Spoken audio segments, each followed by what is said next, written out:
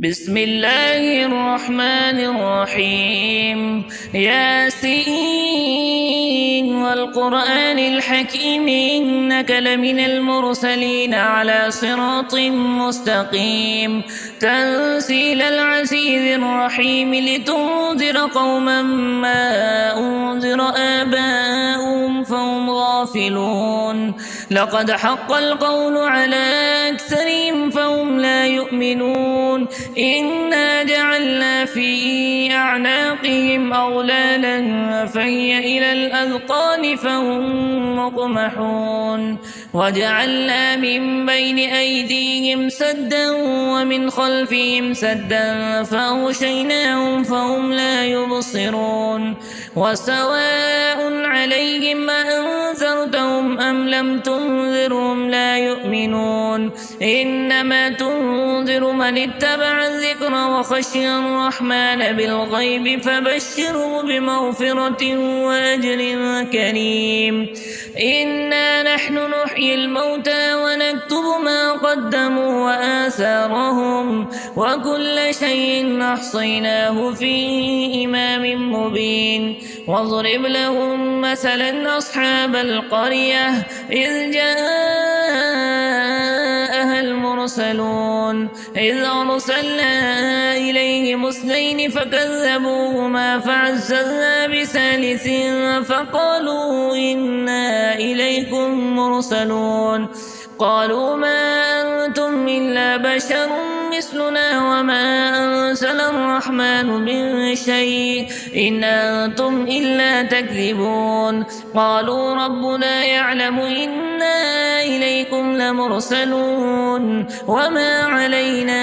إلا البلاغ المبين قالوا إنا تطيرنا بكم لئن لم تنتهوا لنرجمنكم وليمسنكم منا عذاب أليم قالوا طائركم معكم أئن ذكرتم بل أنتم قوم مسرفون وجاء من أقصى المدينة رجل يسعى قال يا قوم اتبعوا المرسلين اتبعوا من لا يسألكم أجرا وهم مهتدون وما لي لا أعبد الذي فطرني وإليه ترجعون أأتخذ من دونه آلهة يردني الرحمن بضر لا تغن عني شفاعتهم شيئا ولا ينقذون إني إذا لفي ضلال مبين إني آمنت بربكم فاسمعون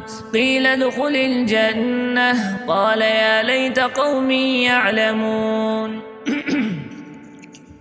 بما غفر لي ربي وجعلني من المكرمين وما أنزلنا على قومه من بعده من جند من السماء وما كنا منزلين إن كانت إلا صيحة واحدة فإذا هم خامدون يا حسرة على العباد ما يأتيهم من رسول إلا كانوا به يستهزئون ألم يروا كم أهلكنا قبلهم من القرون أنهم إليهم لا يرجعون وإن كل لما جميع لدينا محضرون وآية لهم الأرض الميتة وأحييناها وأخرجنا منها حبا فمنه يأكلون وجعلنا فيها جنات من نخيل وأعناب وفجرنا فيها من العيون ليأكلوا من ثمره وما عملت أيديهم أفلا يشكرون سبحان الذي خلق الأزواج كلها مما تنبت الأرض ومن أنفسهم ومما لا يعلمون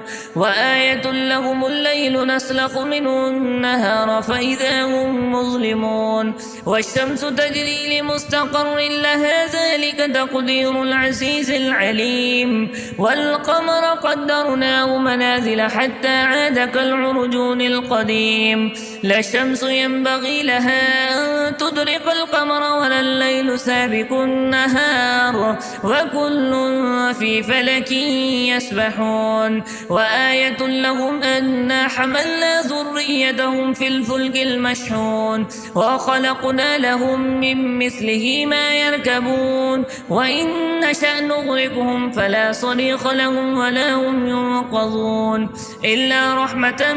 منا ومتاعا إلى حين وإذا قيل لهم اتقوا ما بين أيديكم وما خلفكم لعلكم ترحمون وما تأتيهم من آية من آيات ربهم إلا كانوا عنها معرضين وإذا قيل لهم أنفقوا مما رزقكم الله قال الذين كفروا للذين آمنوا ونطعم من لو يشاء الله أطعمه إن أنتم إلا في ضلال مبين ويقولون متى هذا الوعد إن كنتم صادقين ما ينظرون إلا صيحة واحدة تأخذهم وهم يخصمون فلا يستطيعون توصية ولا إلى أهلهم يرجعون ونفخ في الصور فإذا هم من الأجداث إلى ربهم ينسلون قالوا يا ويلنا من بعثنا من مرقدنا هذا ما وعد الرحمن وصدق المرسلون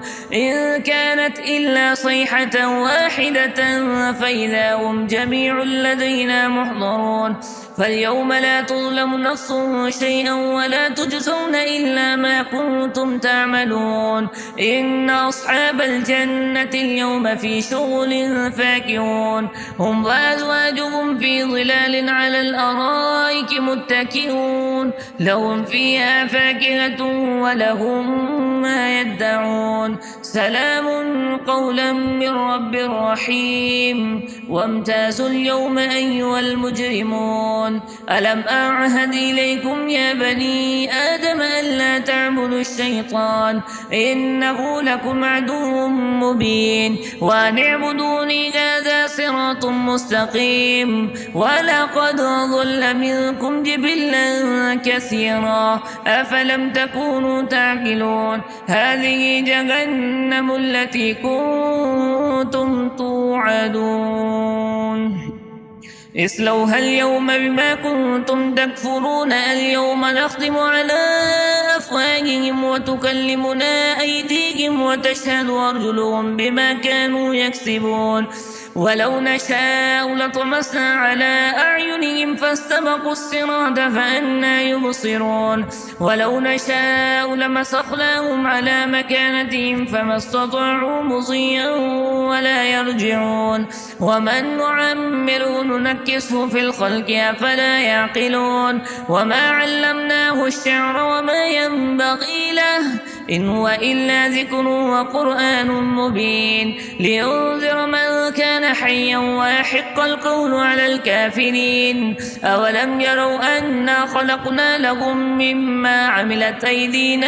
أنعاما فهم لها مالكون وذللناها لهم فمنها ركوبهم ومنها يأكلون ولهم فيها منافع ومشارب أفلا يشكرون واتخذوا من دون الله آلهة لعلهم ينصرون لا يستطيعون نصرهم وهم لهم جند محضرون فلا يحزنك قولهم إنا نعلم ما يسرون وما يعلنون أولم ير الإنسان أنا خلقناه من نطفة فإذا هو خصيم مبين وضرب لنا مثلا ونسي خلقه قال من يحيي العظام وهي رميم قل يحييها الذي أنشأها أول مرة وهو بكل خلق عليم الذي جعل لكم من الشجر الأخضر نارا فإذا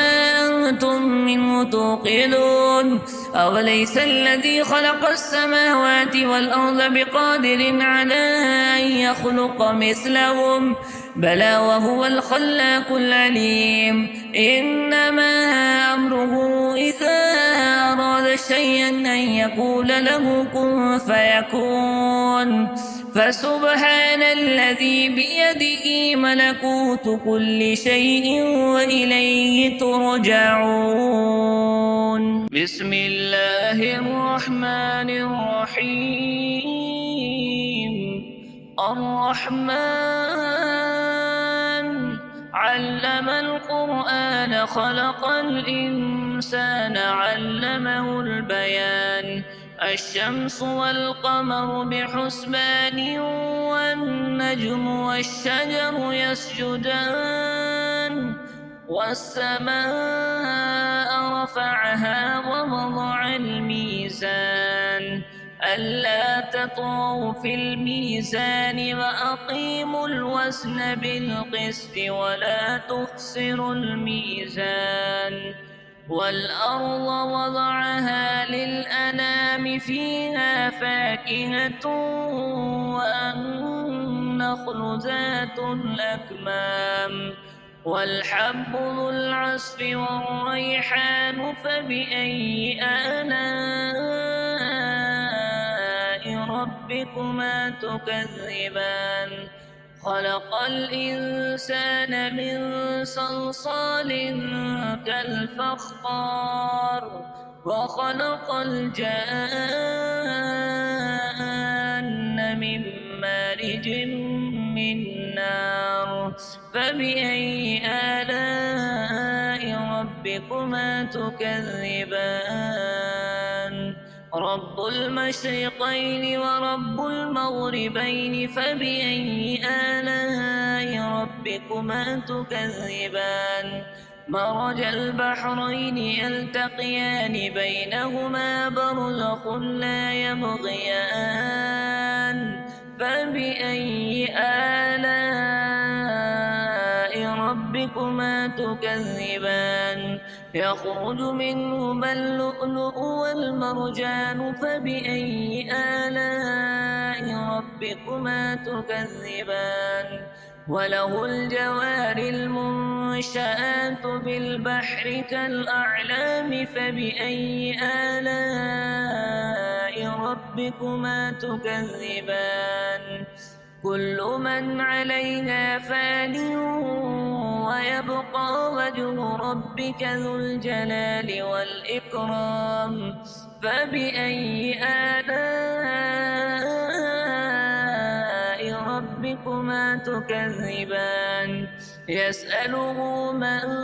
في السماوات والأرض كل يوم هو في شأن فبأي آلاء ربكما تكذبان سنفرغ لكم أيها الثقلان فبأي آلاء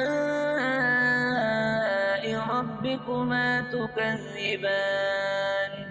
يا معشر الجن والإنس إن استطعتم أن تنفذوا من أقطار السماوات والأرض فانفذوا لا تنفذون إلا بسلطان فبأي آلاء ربكما تكذبان يرسل عليكما شواذ من نار ونحاس فلا تنتصران فبأي آلاء ربكما تكذبان فإذا انشقت السماء فكانت وردة كالدهان فبأي آلاء ربكما تكذبان فيومئذ لا يسأل عن ذنبه إنس ولا جان فبأي آلاء ربكما تكذبان يعرف المجرمون بسيماهم فيؤخذ بالنواصي والأقدام فبأي آلاء ربكما تكذبان هذه جهنم التي يكذب بها المجرمون يطوفون بينها وبين حميم آن فبأي آلاء ربكما تكذبان ولمن خاف مقام ربه جنتان فبأي آلاء ربكما تكذبان ذواتا أفنان فبأي آلاء ربكما تكذبان فيهما عينان تجريان فبأي آلاء ربكما تكذبان فيهما من كل فاكهة زوجان فبأي آلاء ربكما تكذبان متكئين على فرش بطائنها من استبرق وجنى الجنتين دان فبأي آلاء ربكما تكذبان فيهن قاصرات الطرف لم يطمثهن إنس قبلهم ولا جان فبأي آلاء ربكما تكذبان كأنهن الياقوت والمرجان فبأي آلاء ربكما تكذبان هل جزاء الإحسان إلا الإحسان فبأي آلاء ربكما تكذبان ومن دونهما جنتان فبأي آلاء ربكما تكذبان مدهامتان فبأي آلاء ربكما تكذبان فيهما عينان نضاختان فبأي آلاء ربكما تكذبان فيهما فاكهة ونخل ورمان فبأي آلاء ربكما تكذبان فيهن خيرات حسان فبأي آلاء ربكما تكذبان حور مقصورات في الخيام فبأي آلاء ربكما تكذبان لم يطمثهن إنس قبلهم ولا جان فبأي آلاء ربكما تكذبان متكئين على رفرف خضر وعبقري حسان فبأي آلاء ربكما تكذبان تبارك اسم ربك ذي الجلال والإكرام بسم الله الرحمن الرحيم تبارك الذي بيده الملك وهو على كل شيء قدير الذي خلق الموت والحياة ليبلوكم أيكم أحسن عملا وهو العزيز الغفور الذي خلق 7 سماوات طباقا ما ترى في خلق الرحمن من تفاوت فارجع البصر هل ترى من فطور ثم ارجع البصر كرتين ينقلب إليك البصر خاسئا وهو حسير ولقد زينا السماء الدنيا بمصابيح وجعلناها رجوما للشياطين وأعتدنا لهم عذاب السعير وللذين كفروا بربهم عذاب جهنم وبئس المصير إذا ألقوا فيها سمعوا لها شهيقا وهي تفور تكاد تميز من الغيظ كلما ألقي فيها فوج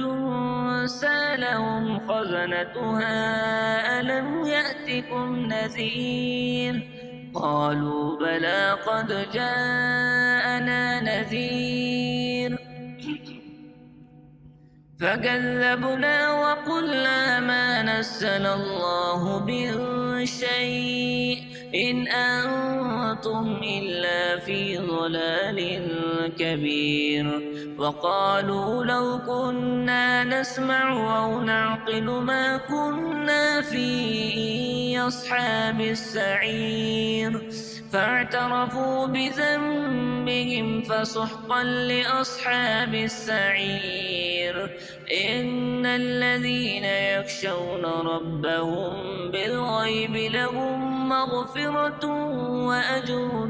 كبير. وأسروا قولكم أو اجهروا به إنه عليم بذات الصدور. ألا يعلم من خلق وهو اللطيف الخبير. هو الذي جعل لكم الأرض ذلولا فامشوا في مناكبها وكلوا من رزقه وإليه النشور. أأمنتم من في السماء أن يخسف بكم الأرض فإذا هي تمور أم أمنتم من في السماء أن يرسل عليكم حاصبا فستعلمون كيف نذير. ولقد كذب الذين من قبلهم فكيف كان نكير. أولم يروا إلى الطير فوقهم صافات ويقبض ما يمسكون إلا الرحمن إنه بكل شيء بصير. أمن هذا الذي هو جند لكم ينصركم من دون الرحمن إن الكافرون إلا في غرور. أمن هذا الذي يرزقكم إن أمسك رزقه بل لجوا في عتو ونفور. أفمن يمشي مكبا على وجهه أهدى أمن يمشي سويا على صراط مستقيم. قل هو الذي ينشاكم وجعل لكم السمع والأبصار والأفئدة قليلا ما تشكرون. قل هو الذي ذراكم في الأرض وإليه تحشرون. ويقولون متى هذا الوعد إن كنتم صادقين. قل إنما العلم عند الله وإنما أنا نذير مبين. فلما رأوه زلفة سيئت وجوه الذين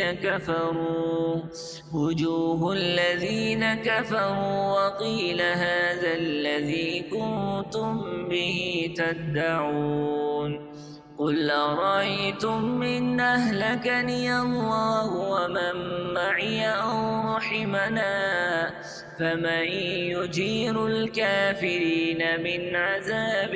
أليم. قل هو الرحمن